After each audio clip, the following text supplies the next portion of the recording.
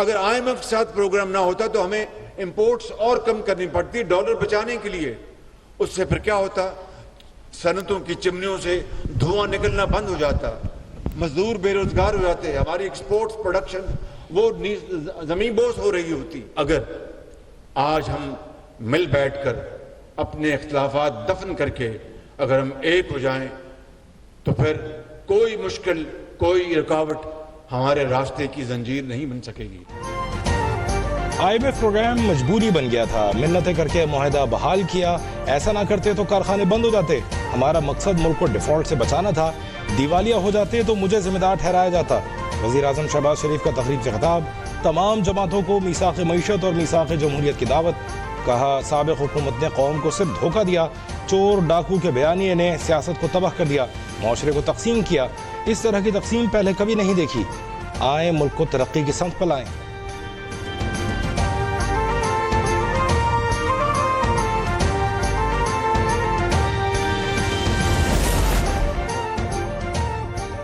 नवाज शरीफ को इख्तिदार से महरूम करना मुल्क दुश्मनी थी। 2018 में तरक्की और खुशहाली का सफर खत्म किया गया।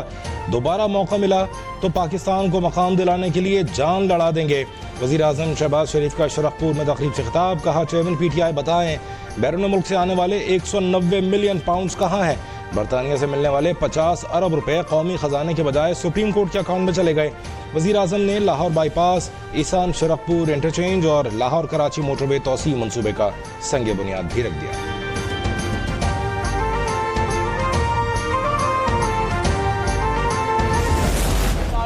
तारीख पे तारीख ली जा रही है और ये इसलिए ली जा रही है कि 2 गवाह हैं इस केस में और अब शहादतें रिकॉर्ड हो रही हैं, जिरा हो रही है।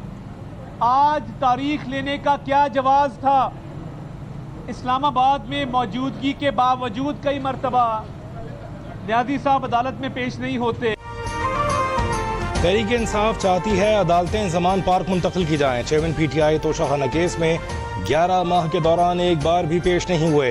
रोज नया बहाना करते हैं। मुआविन खुसूसी अता तारड़ की मीडिया से गुफ्तगू। कहा, PTI चेयरमैन अपनी मर्जी का फैसला चाहते हैं, ताखीरी हरबे अब नहीं चलेंगे। चेयरमैन PTI को अदालत में पेश होना पड़ेगा और इंसाफ होकर रहेगा।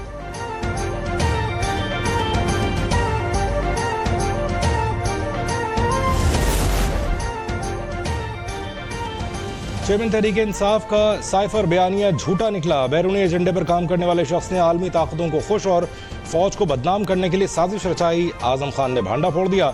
अवाम का साइफर मामले पर शदीद रद्दमल। कहा, चेयरमैन PTI के खिलाफ किसी और ने नहीं, उन्होंने खुद अपने खिलाफ साजिश की। उन्हें ऐसे ममालिक को देखकर सबक सीखना चाहिए जहां फौज नहीं।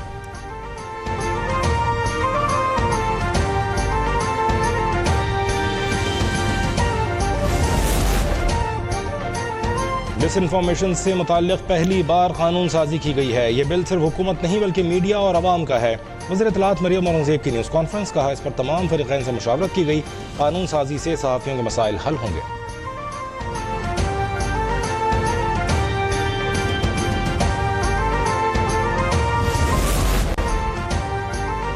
वज़ीर ख़ारजा बिलावल भुट्टो ज़रदारी की ईरानी हममनसब हुसैन अमीर अब्दुल्लाहियान से गुफ्तगू।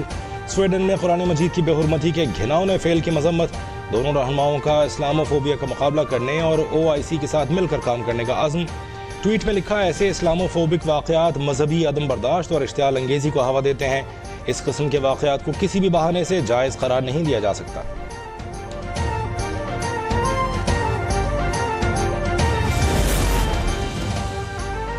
मुहर्रम अल हराम के दौरान सिक्योरिटी मौसर बनाने के लिए इस्लामाबाद पुलिस और कानून नाफिज करने वाले इदारों के मुश्तरका फ्लैग मार्च।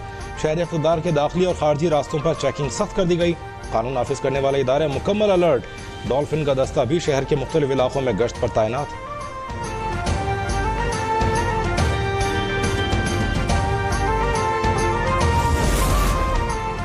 महंगाई के अजाब में फंसे आवाम को बिजली का हाई वोल्टेज झटका। फी यूनिट बिजली 7 रुपये 50 पैसे मजीद महंगी कर दी गई।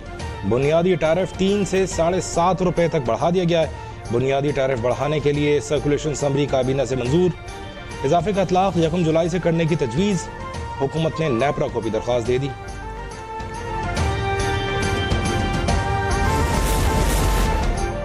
और पाकिस्तान क्रिकेट बोर्ड का ऑलराउंडर मोहम्मद हफीज को चीफ सेलेक्टर बनाने का फैसला, ऐलान चंद रोज में मुतवक्के। मोहम्मद हफीज ने ऑफर कबूल कर ली। ज़राए का दावा, कौमी टीम के प्रोफेसर ओहदा श्रीलंका सीरीज के बाद संभालेंगे। मोहम्मद हफीज की पहली जिम्मेदारी अफगानिस्तान से वनडे सीरीज के लिए टीम का इंतखाब होगी।